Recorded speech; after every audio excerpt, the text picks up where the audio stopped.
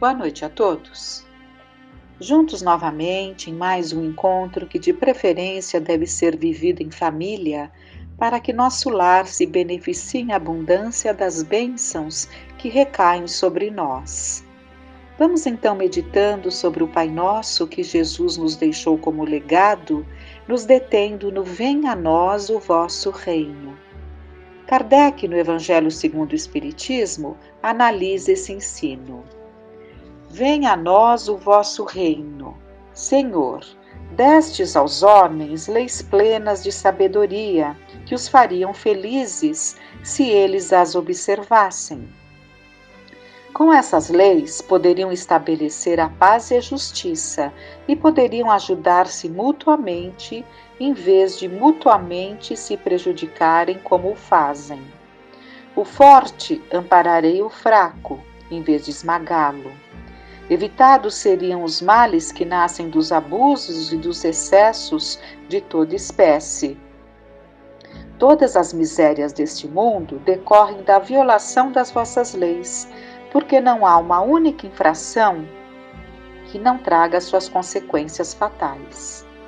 Destes ao animal o instinto que lhe traça os limites do necessário, e ele naturalmente se conforma com isso. Mas ao homem, além do instinto, destes a inteligência e a razão. E lhe destes ainda a liberdade de observar ou violar aquelas das vossas leis que pessoalmente lhe concernem, ou seja, a faculdade de escolher entre o bem e mal, para que ele tenha o mérito e a responsabilidade dos seus atos. Ninguém pode pretextar ignorância das vossas leis, porque na vossa paternal providência quisestes que elas fossem gravadas na consciência de cada um, sem nenhuma distinção de cultos ou de nacionalidades. Assim, aqueles que as violam é porque vos desprezam. Chegará o dia em que, segundo a vossa promessa, todos as praticarão. Então a incredulidade terá desaparecido, todos vos reconhecerão como o soberano Senhor de todas as coisas, e o primado de vossas leis estabelecerá o vosso reino na terra. Dignai-vos, Senhor, de apressar o seu advento, dando aos homens a luz necessária para se conduzirem no caminho da verdade. Ao homem foi dado, então, a faculdade de escolher entre o bem e o mal, para que ele tenha o mérito e a responsabilidade dos seus atos. Em tempos que se tem dificuldades de distinguir direitos de privilégios, e que se atém tanto aos direitos que ignoram-se os deveres, é preciso que se resgate a noção de responsabilidade. É dito que os neuróticos assumem responsabilidades demais e acreditam que tudo o que acontece é por culpa deles. Meu marido é um bêbado porque sou má esposa. Ou, meu filho fuma maconha porque falhei como pai. O tempo está ruim porque não rezei de manhã.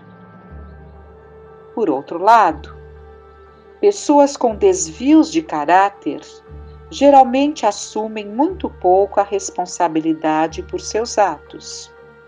Acham que tudo que sai errado é por culpa de outra pessoa. Meu filho tem problemas na escola por causa dos maus professores. Bebo porque meu pai bebia.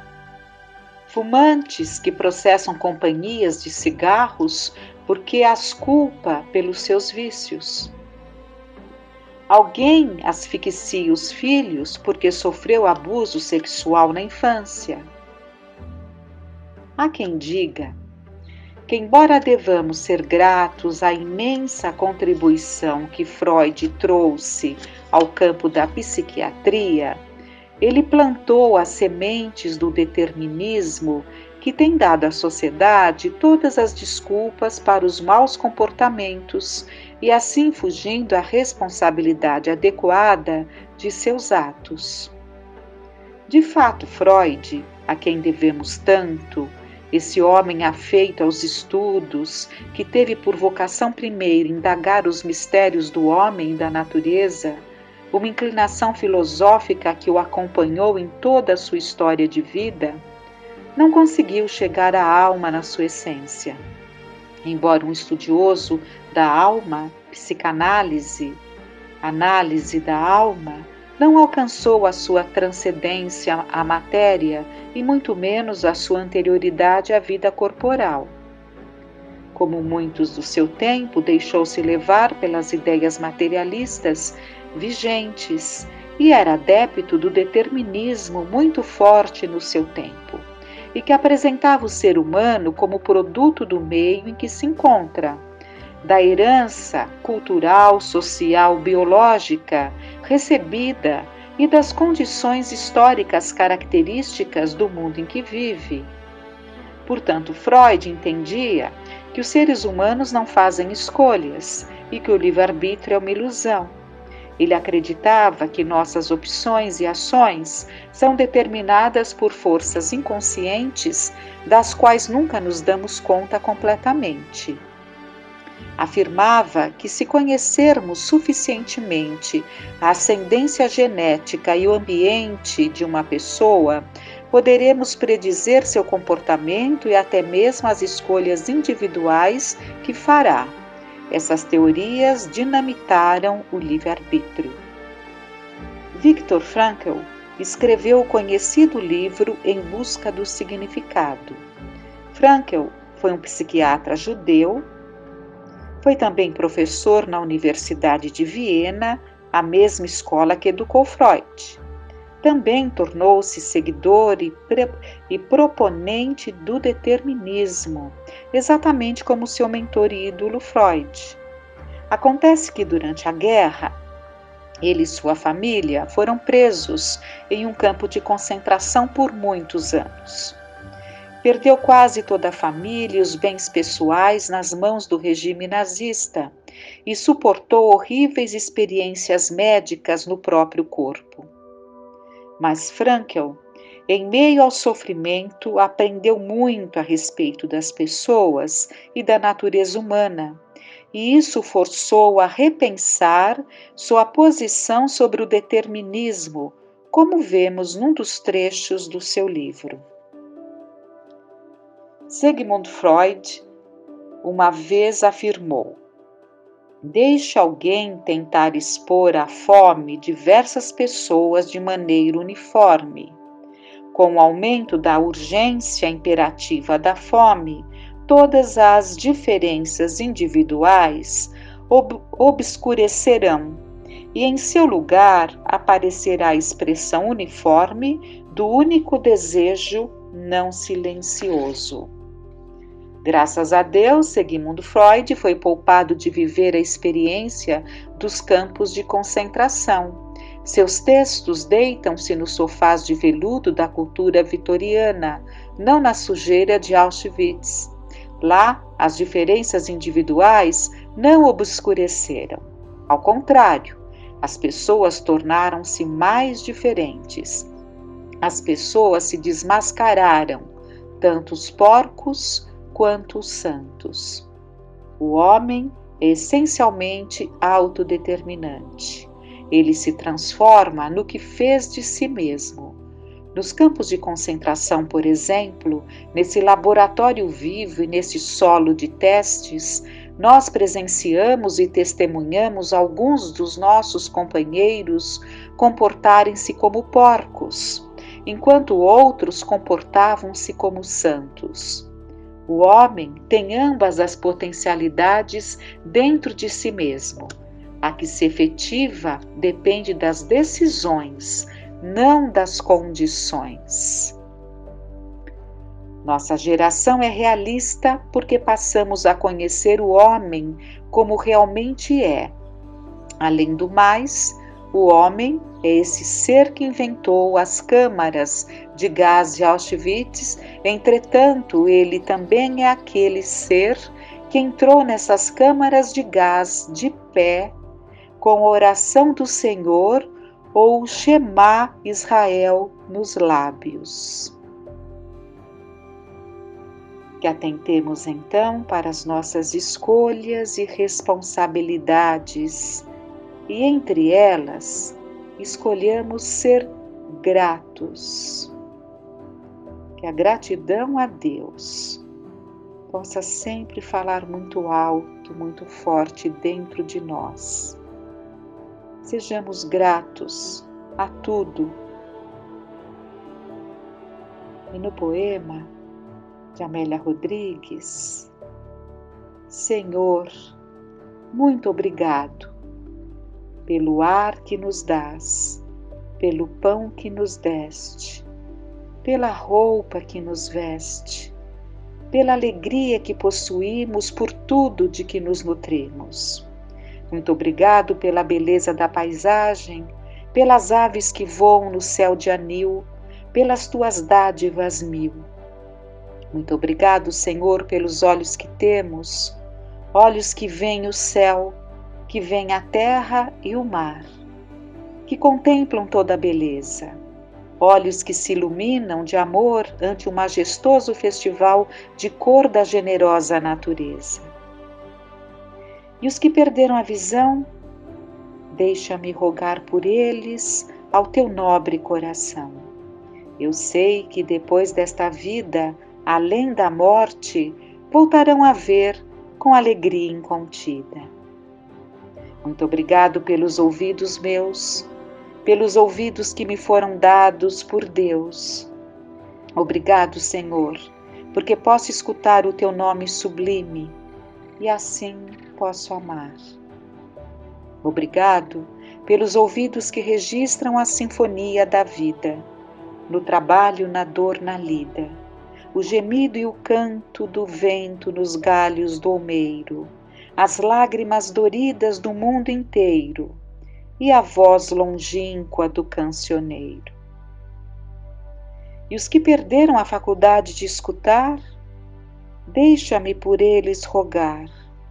Sei que em teu reino voltarão a sonhar.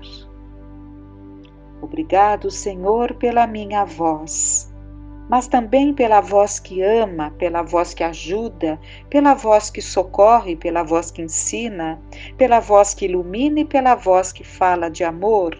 Obrigado, Senhor.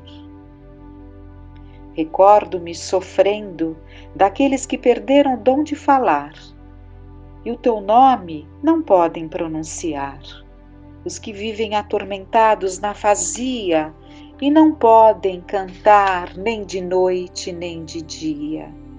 Eu suplico por eles, sabendo, porém, que mais tarde no teu reino voltarão a falar. Obrigado, Senhor, por estas mãos que são minhas alavancas da ação do progresso da redenção. Agradeço pelas mãos que acenam a deuses, pelas mãos que fazem ternura e que socorrem na amargura, pelas mãos que acarinham, pelas mãos que elaboram as leis, pelas mãos que cicatrizam feridas, retificando as carnes sofridas, balsamizando as dores de muitas vidas. Pelas mãos que trabalham o solo, que amparam o sofrimento e estancam lágrimas, pelas mãos que ajudam os que sofrem, os que padecem, pelas mãos que trabalham nesses traços, como estrelas sublimes fulgindo em meus braços. E pelos pés que me levam a marchar ereto, firme a caminhar, pés de renúncia que seguem humildes e nobres, sem reclamar. E os que estão amputados, os aleijados, os feridos, os deformados, eu rogo por eles e posso afirmar que no teu reino, após a lida dolorosa da vida, hão de poder bailar e em transportes sublimes outros braços afagar. Sei que a ti tudo é possível, mesmo que ao mundo pareça impossível. Obrigado, Senhor, pelo meu lar, o recanto de paz ou escola de amor, a mansão da glória. Obrigado, Senhor, pelo amor que eu tenho e pelo lar que é meu. Mas se eu sequer nenhum lar tiver, ou teto amigo para me aconchegar, nem outro abrigo para me confortar, Se eu não possuir nada, senão as estradas e as estrelas do céu, como o leito de repouso e o suave lençol, e ao meu lado ninguém existir, vivendo e chorando sozinho ao léu, sem alguém para me consolar, direi ainda: obrigado, Senhor, porque te amo e sei que me amas, porque me deste a vida jovial, alegre, por teu amor favorecida. Obrigado, Senhor, porque nasci. Obrigado, porque creio em ti e porque me socorres com amor, hoje e sempre. Obrigado, Senhor. Tenhamos uma noite de paz.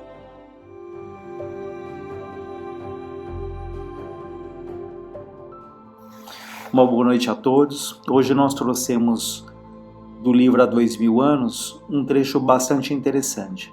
Aliás, esse livro é uma das mais belas obras aí da literatura espírita, que traz ali a trajetória de Públio Lentulus, né? Públio Lentulus era um senador romano, que sabemos que foi uma reencarnação de Emmanuel, e ele tem ali a sua trajetória ao lado da Lívia, que é um espírito de uma grandeza impressionante, né? Um exemplo ali, se queremos saber o que é um grande espírito, o que é ali a humildade, o que é a fé, nós vamos encontrar na figura de Lívia a expressão desses adjetivos, dessas qualidades.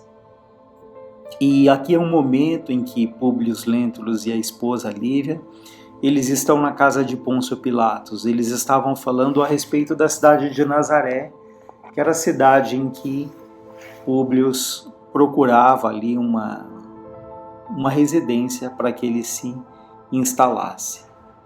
E nesse momento em que eles estavam falando de Nazaré, Sulpício Tarquínios, que era um guarda de extrema confiança ali de Pôncio Pilatos, ele interrompe a conversa deles e diz: "E por falar de Nazaré, já ouvistes falar do seu profeta?" Né? Uma referência ali a Jesus. Nazaré possui agora um profeta que vem realizando grandes coisas. "Que é isso, Sulpício?" perguntou Pilatos ironicamente. "Pois não sabes que dos judeus nascem profetas todos os dias? Acaso as lutas do templo de Jerusalém se verificam por outra coisa, né? Por outro motivo? Todos os doutores da lei se consideram inspirados pelo céu e cada qual é dono de uma nova revelação. Mas esse Senhor é bem diferente", diz Sulpício. "Estarás acaso convertido a uma nova fé?" pergunta Pilatos. "De modo algum", responde Sulpício, "mesmo porque compreendo o fanatismo e a obcecação dessas miseráveis criaturas. Mas fiquei realmente intrigado com a figura impressionante de um galileu ainda moço quando passava alguns dias por Cafarnaum. Ao centro de uma praça, acomodada em bancos improvisados feitos de pedra e de areia, vi considerável multidão que lhe ouvia a palavra em êxtase de admiração e comoção. Eu também, como se fora tocado de uma força misteriosa e invisível, e sentei-me para ouvi-lo." É interessante esse ponto, porque o que nós sabemos é que era impossível que qualquer pessoa tivesse um contato pessoal com Jesus e não se sentisse altamente impressionado pela sua figura, né? Não só pelos traços fisionômicos que a gente vai perceber em detalhes daqui a pouco, mas sobretudo pela vibração que emanava, pelo amor, pelo carinho, né? A voz dele era saturada desse magnetismo superior que ali impressionava a todos aqueles que tinham essa oportunidade de um contato mais direto com ele. Então Sulpício diz: "Eu como se fora tocado de uma força misteriosa e invisível, e sentei-me para ouvi-lo. De sua personalidade extraordinária de beleza simples, vinham não sei que, dominando a turba que se aquietava de leve, ouvindo-lhe as promessas de um eterno reinado. Seus cabelos esvoaçavam as brisas da tarde mansa, como se fossem fios de luz desconhecida nas claridades serenas do crepúsculo.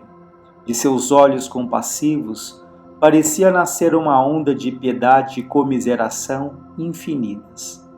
Descalço e pobre, notava-se-lhe a limpeza da túnica, cuja brancura se casava à leveza dos seus traços delicados.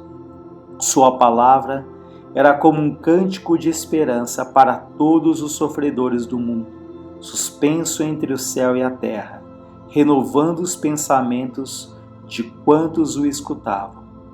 Falava de nossas grandezas e conquistas como se fossem coisas bem miseráveis.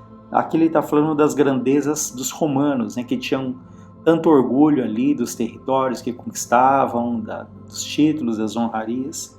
Ele diz que aquele homem que era Jesus falava dessas grandezas como se fossem coisas bem miseráveis.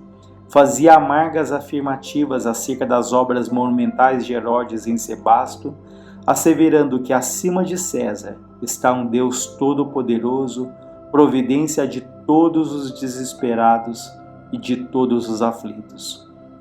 No seu ensinamento de humildade e de amor, ele considera todos os homens como irmãos bem-amados, filhos desse Pai de misericórdia e justiça que nós não conhecemos. Então Jesus vinha trazer ali nas suas palavras muita esperança para um povo extremamente sofrido, um povo que sofria muitas vezes a própria escravidão, uma cobrança excessiva ali de impostos. Então Jesus trouxe ali uma nova mensagem de um Deus único, não ali dos deuses domésticos que os romanos tanto cultuavam, mas de um Pai ali de amor, de justiça, de misericórdia. A voz de Sulpício estava saturada do tom emocional característico dos sentimentos filhos da verdade. O auditório se contagiara, as pessoas que estavam ali na casa de Pilatos se contagiaram da comoção da sua narrativa, escutando-lhe a palavra com maior interesse. Pilatos, todavia, sem perder o fio das suas vaidades de governador, interrompeu exclamando: "Todos irmãos, isso é um absurdo.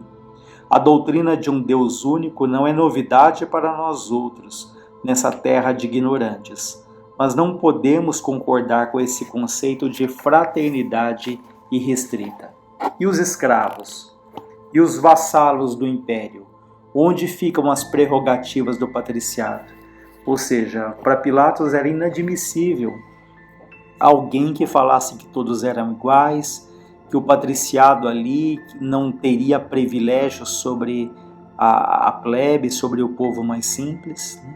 Então alguém que falava em igualar que todos eram irmãos, isso para ele seria inadmissível. O que mais me admira, porém, Pilatos continua dizendo, é que sendo tu um homem prático e decidido, te tenha deixado levar pelas palavras loucas desse novo profeta, misturando-se com a turba, com o povo para ouvi-lo. Não sabes que a anuência de um lictor é esse guarda aí de confiança, Não sabe que a anuência de um lictor pode significar enorme prestígio para as ideias deste homem? Senhor, respondeu Sulpício, desapontado, eu próprio não saberia explicar a razão das minhas observações daquela tarde. Considerei igualmente de pronto que as doutrinas por ele pregadas são subversivas e perigosas, por igualarem os servos aos senhores. Mas observei também as suas penosas condições de pobreza, consideradas por seus discípulos e seguidores como um estado alegre e feliz, o que de modo algum não constitui motivo de receio para as autoridades provinciais. Além disso, essas pregações não prejudicam os camponeses, porque são feitas geralmente nas horas de ócio e descanso, no intervalo dos trabalhos de cada dia. notando-se igualmente que os seus companheiros prediletos são os pescadores mais ignorantes e mais humildes do lago. Então veja que Jesus tinha todo esse cuidado para que ele fazia as pregações dele em momentos ali de intervalo dos trabalhos para que não criasse ali conflito com os senhores. E é interessante lembrar também que multidões a cada dia se avolumavam ali para ouvi-lo. E obviamente numa época em que ele só tinha a própria voz, né? Hoje temos recursos impressionantes de tecnologia, que os alto-falantes, mas naquela época não. E mesmo a longas distâncias, todos que estavam ali conseguiam ouvi-lo. Por quê? Porque a voz dele estava saturada desse magnetismo, desse amor, dessa vibração. Então eles dizem que Jesus falava de coração para coração. Então mesmo que pessoas estivessem naquela multidão a grande distância, todos o ouviam e o entendiam, mesmo que Jesus falasse numa língua diferente, porque havia muitos dialetos, né, muitas línguas diferentes. Jesus falava no aramaico. No entanto, mesmo aqueles de outras regiões que falavam línguas diferentes, o entendiam perfeitamente, porque, como se diz, ali era de coração para coração. Todos então sentiam a vibração que emanava de cada palavra ali de Jesus. E Pilatos continua dizendo: como te deixastes empolgar assim por este homem? Retornou Pilatos com energia. Enganai-vos quanto a isso, responde-lhe Sulpício. Não me sinto impressionado como supondes, tanto assim que, notando-lhe a originalidade simples e formosa, não lhe reconheço privilégios sobrenaturais, e acredito que a ciência do império elucidará o fato que vou narrar, respondendo à vossa arguição, a vossa pergunta ali do momento. Não sei se conheces Copônio, um velho centurião destacado da cidade a que me referi, mas cumpre-me cientificar-vos do fato por mim observado. Depois que a voz do profeta de Nazaré havia deixado uma doce quietude na paisagem, o meu conhecido apresentou-lhe o filhinho moribundo, doente, implorando caridade para a criança que agonizava. Viu elevar os olhos radiosos, vi aquele homem que era Jesus, elevar os olhos radiosos para o firmamento, como se obsecrasse a bênção dos nossos deuses. E depois notei que suas mãos tocavam o menino, que por sua vez parecia haver experimentado um fluxo de vida nova, levantando-se de súbito a chorar e buscando o carinho paterno, após descansar no profeta os olhinhos enternecidos. Então, um episódio aqui em que ele relata uma das curas ali que Jesus havia feito desse menino, filho de um centurião, também de um militar ali bastante renomado, em que leva ali o filho agonizando para Jesus, e Jesus ali, pela sua vibração, pela sua condição, e claro, pelo merecimento também daquela criança, daquele pai, a cura se realiza, porque sabemos que não existe nada ali de sobrenatural naquelas curas, mas é uma conjugação de toda a condição de Jesus, aliada ali à necessidade, aliada ao merecimento daqueles que obtiveram essas melhoras até a cura definitiva de uma doença. Mas esse é só um pequeno trecho desse livro, que é uma obra-prima. Quem não leu, leia, que esse livro que chama 2000 anos. Enfim, esse pequeno trecho que relata ali um pouco de como Jesus era fisicamente, como ele fala, essa beleza dos traços, a delicadeza ali, mas acima de tudo, essa vibração indefinível na nossa palavra, daquele que foi o maior espírito que passou pela terra, que é o governador aqui da terra e que nos ama, tem esse carinho tão especial por cada um de nós. Então, quem puder ler esse livro, que vale muito a pena. É só um pequeno trecho do muito que há contido aqui de ensinamento. de Públio Lentulus, de Lívia e, acima de tudo, passagens ali de Jesus que nos trazem esse ensinamento tão rico, tão generoso que Ele nos oferta. Tá bom? Uma ótima noite, um ótimo final de semana para todos nós. Então vamos finalizando, sempre gratos a Deus e a Jesus. Que jamais nos falte o bom ânimo, que jamais nos falte a boa vontade, que Deus sua infinita bondade ilumine a todos os lares da terra, ilumine o nosso lar, que luz se faça dentro de cada um de nós. Pai nosso que estais nos céus, que está em toda parte, santificado seja o teu nome de amor, de bondade infinitas. Seja feita a vossa vontade soberana, justa, na terra como ela é feita nos céus. O pão nosso de cada dia nos dai hoje, perdoa, Senhor, as nossas dívidas, assim como nós perdoamos aqueles que nos têm ofendido. Não deixe, Pai, cairmos em tentações e novos erros, mas livre-nos de todos os males. Que assim seja, graças a Deus, graças a Jesus.